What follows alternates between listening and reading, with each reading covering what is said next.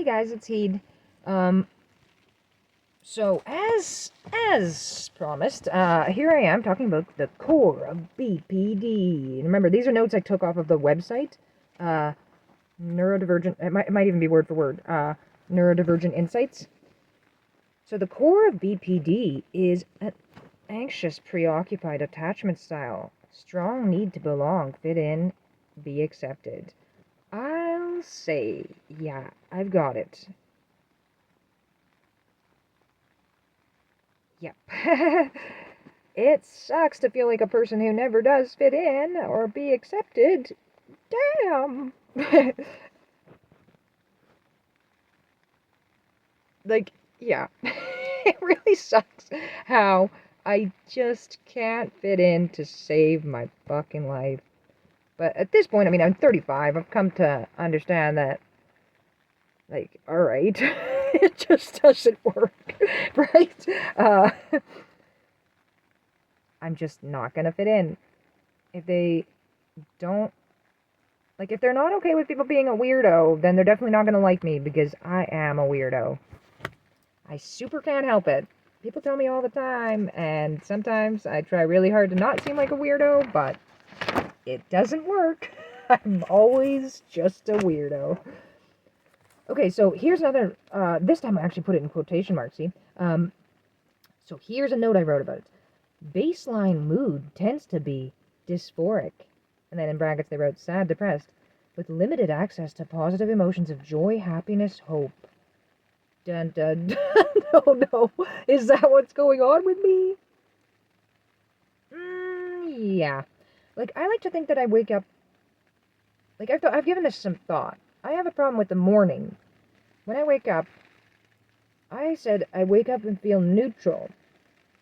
But, well, I mean, I guess just generally at any time, I'm very easy to upset. Like, I have high neuroticism. I'm easily upset. I'm highly emotional. So maybe my perception of that neutral state is really more dysphoric. Yeah. It is. Maybe it is kind of sad because I feel like I have to kind of get myself together and, like, comfort myself into the day, kind of like drink a couple cups of tea, have a moment of peace and quiet. I don't know. It's like I have to try all these different things before I'm finally able to, like, start the day and be okay. It's like a whole process. Um, so yeah, limited access to positive emotions of joy, happiness, and hope. Yeah, great. I mean, how would you know? Would you know? Like, definitely if you felt like you were hardly ever experiencing any happy emotions, then maybe, I guess, you could notice that. Like, for one thing, people around you seem happier than they are. I mean, they're trying to make themselves seem more happy, right? They're trying to look a certain way. And then the other quote I wrote down is, baseline depressed mood is often disrupted by periods of anger, panic, despair. Wow, great. That sounds awesome. Uh, anger, panic, despair. Yeah.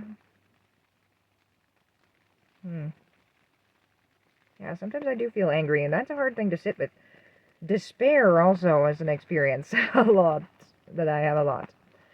And they even wrote down, like, a core belief, the core belief that people often have with that attachment style of anxious preoccupied.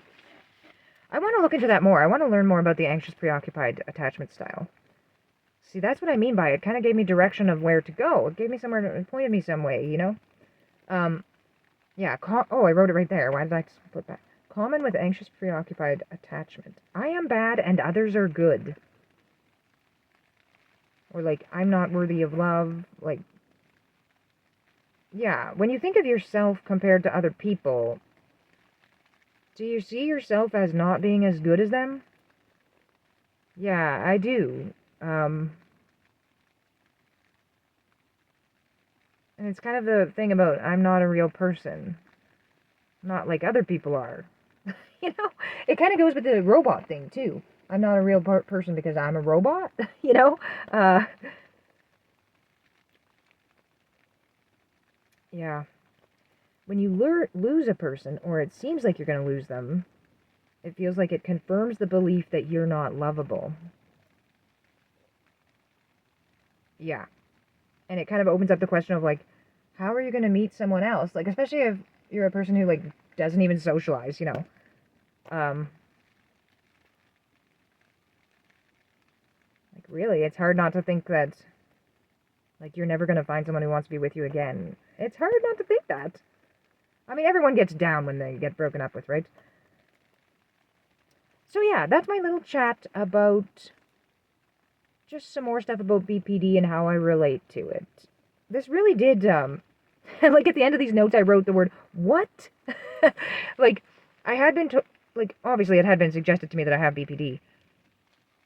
But still, I was kind of, like, questioning whether that means I should actually accept the diagnosis. Like, should I really think that I do have it? I'm still kind of debating about it. Not as much about ADHD. I'm pretty sure I do have ADHD. But, I mean, that did sound like I really connect with it, basically, there. So, it probably is correct.